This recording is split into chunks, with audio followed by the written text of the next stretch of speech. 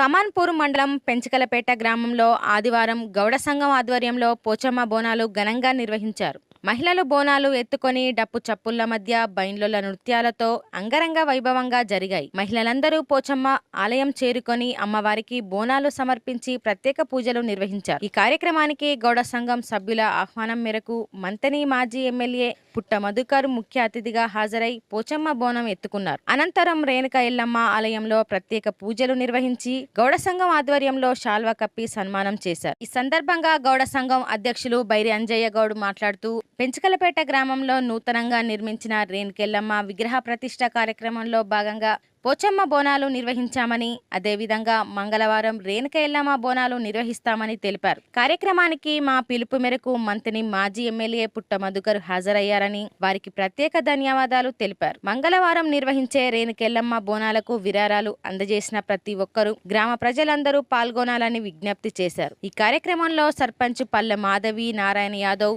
మాజీ సర్పంచ్ కొండ వెంకటేష్, గౌడ సంఘం సభ్యులు అక్కనపల్లి సుధాకర్, పడాల సుధాకర్, కమ్మెటి సాయి, తాళ్లపల్లి నర్సయ్య, శ్రీహరి, అంజయ్య తదితరులు పాల్గొన్నారు.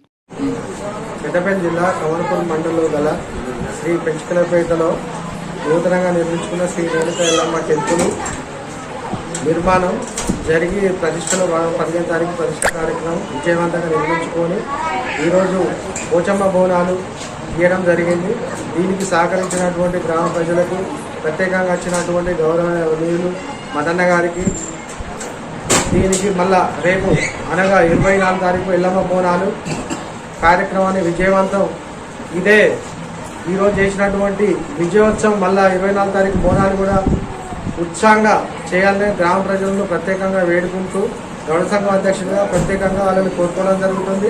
దీనికి సహకరించినటువంటి ప్రతి ఒక్కరికి పేరు పేరున గౌడ సంఘం అధ్యక్షుడిగా ప్రత్యేక కృతజ్ఞతలు తెలుపుకుంటూ ఈ కార్యక్రమం 25వ తారీఖు రోజు ముగుస్తుంది కనుక 24 బ్రహ్మాండంగా శ్రీ రేణుక ఎల్లమ్మ బోనాల కార్యక్రమం ఎక్కడ ఉన్నా వచ్చి దీనికి సహకరించినటువంటి దాతలు మరి ప్రత్యేకంగా అమ్మవారు ఆశీస్సులు తీసుకొని వారు విజయవంతం చేసి ఈ ఉత్సవాలను బోనాల పండుగ జాతరను ఉత్సవంగా నిర్వహించగలరని ప్రత్యేకంగా గౌడ సంఘం అధ్యక్షుడిగా కోరుకుంటున్నాను.